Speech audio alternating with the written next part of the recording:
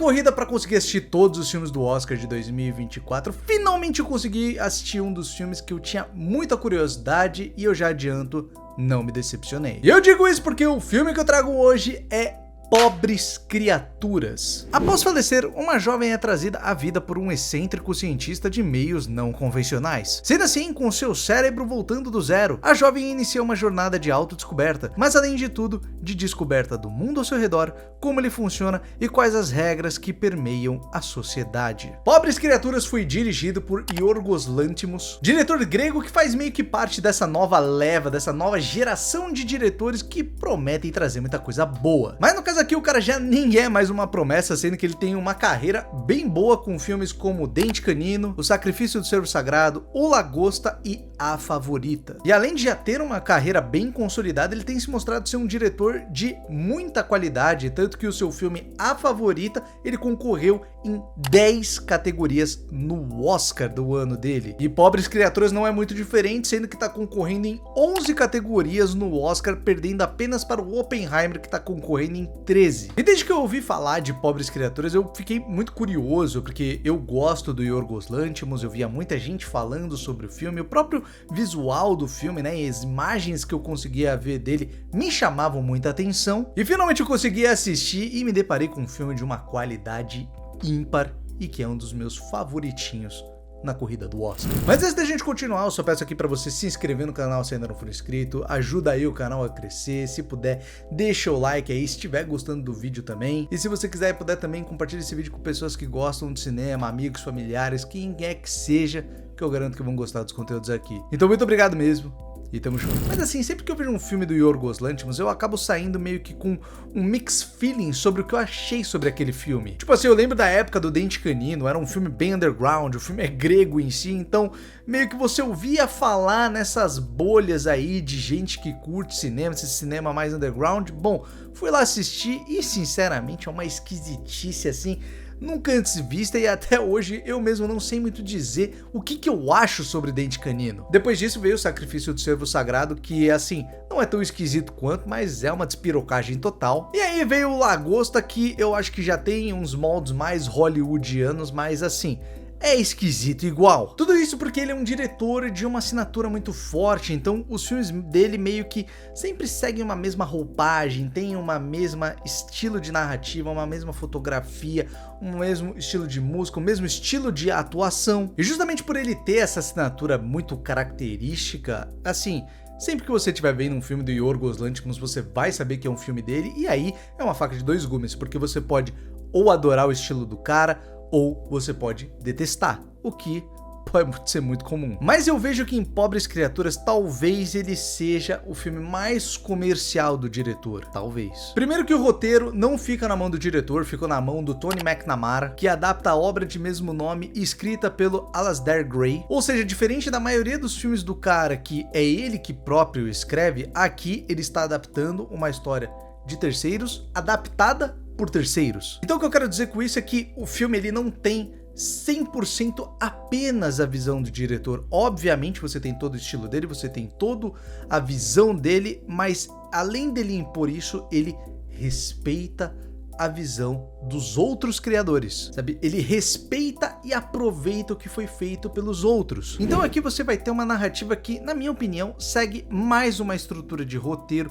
e tem uma cadência melhor até do que as obras próprias do Yorgos Lanthimos. As próprias atuações são menos robóticas do que as autorais do diretor e por aí vai. E não à toa eu acho que esse filme e A Favorita acabaram sendo os filmes que mais tiveram reconhecimento da crítica e do mundo, porque ele acaba seguindo mais moldes hollywoodianos, justamente por serem os filmes que não foram escritos pelo diretor, então ele acaba se desvinculando um pouco daquela sua visão mais esquisitona quando ele é 100% autoral. E com isso eu digo que basicamente tudo que Yorgos Lanthimos faz aqui em Pobres Criaturas é com a mais extrema perfeição, cara. A começar com a história que, mesmo eu não tendo lido o livro, cara, era impressionante como a forma que ele conta a história aqui é quase como você ler um livro de verdade, é essa sensação que dá, sabe? Capítulos separados com muita marcação,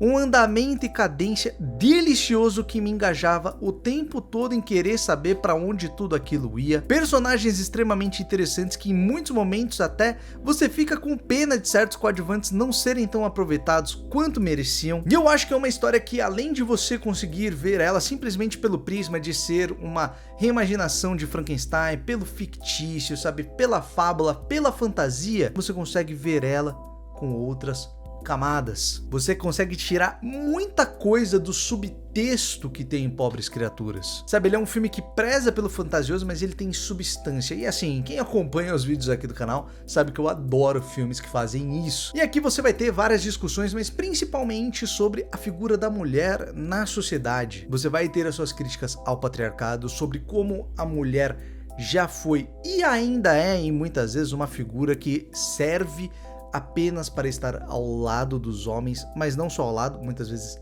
sob eles. E isso eu acho muito interessante também, porque o filme acaba abordando não só o prisma, a visão de uma figura masculina com a feminina no sentido de um cônjuge, sabe? Mas sim, você tem várias formas. Então você vai ter a visão de como funciona uma relação paterna com relação à nossa protagonista, mas uma relação paterna que não fica apenas no amor de pai, mas também nos ciúmes de um pai, na dificuldade de deixá-la solta para descobrir o mundo. Você vai ter a visão, obviamente, de homens que querem ter mulheres simplesmente para serem submissas a ele, e que o homem pode ter ali um histórico de várias relações sexuais na sua vida, mas a mulher tem que ser completamente casta, né? Nunca ter conhecido nenhum outro homem. E ao mesmo tempo você também discute que em muitos relacionamentos você precisa que a mulher seja uma pessoa vazia, uma pessoa inculta, uma pessoa que intelectualmente seja até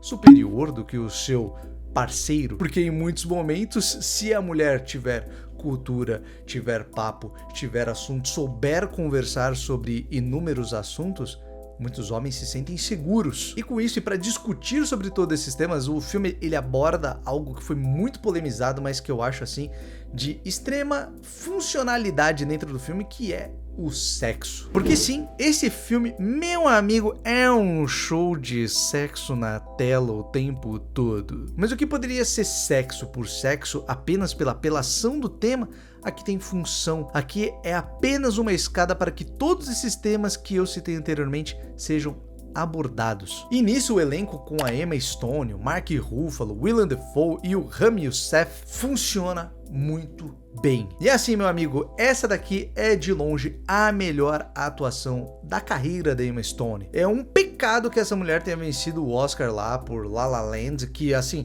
não é que ela tá atuando mal, mas assim, esse é o filme pra ela vencer o Oscar. E olha, cara, se você quer emoção ali no Oscar, essa categoria de melhor atriz disputando entre a Emma Stone e a Lily Gladstone vai ser emocionante. Pessoalmente, eu não sei mais pra quem torcer. E pra compor toda essa fábula adulta e sexual, o Yorgos Lanthimos, ele faz uma escolha que, assim, dentro dos filmes indicados ao Oscar desse ano, pra mim não tem um que chega aos seus pés, que é a arte. Simplesmente a arte desse filme, design de produção, é uma sacanagem com características surrealistas, lembrando até o cinema surrealista alemão. A escolha do steampunk é fenomenal e em muitos momentos eu me sentia não vendo um filme apenas, mas uma obra de arte. Porque algo que também casa muito bem justamente com o design de produção, com a arte, é a fotografia do Robbie Ryan, que, meu amigo, é o meu favorito pro Oscar desse ano, cara. E olha que tem coisa boa indicada aqui. Sério, ajuda a contar a história como poucos,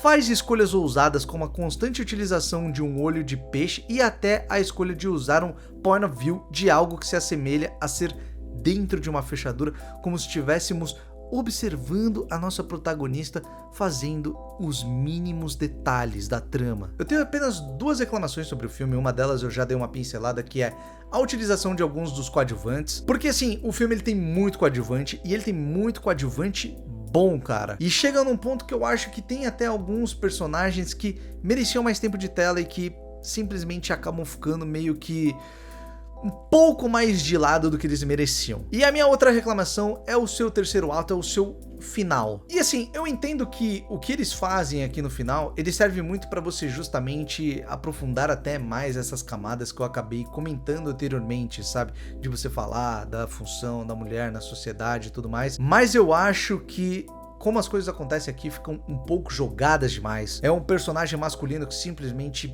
aparece do nada, sabe? Não é tão do nada porque eles acabam pincelando meio que a introdução dele num outro ponto do filme, mas aquilo acaba ficando um pouco esquecido, depois volta com força e meio que cria um último subplot ali que pessoalmente pra mim ficou muito largado. Então assim, meio que esse final, esse terceiro ato é como se fosse um puxadinho que dá aquela sensação de filler. Me dá a sensação de que eu simplesmente terminei o livro, mas ele tinha ali mais 30 páginas de um capítulo que simplesmente não é interessante, não precisava dele pra você finalizar a sua trama, sabe? Mas assim, nada apaga o brilho de Pobres Criaturas, que é um conto de fadas, é uma fábula, é uma história de fantasia pra crianças adultas, sabe? Chega um ponto que depois de ver tanto filme também na vida, que a gente realmente vai começando a ficar maravilhado e admirado por como os filmes até são feitos, sabe? Como eles contam as histórias e tudo mais. E por mais que Pobres Criaturas seja um filme assim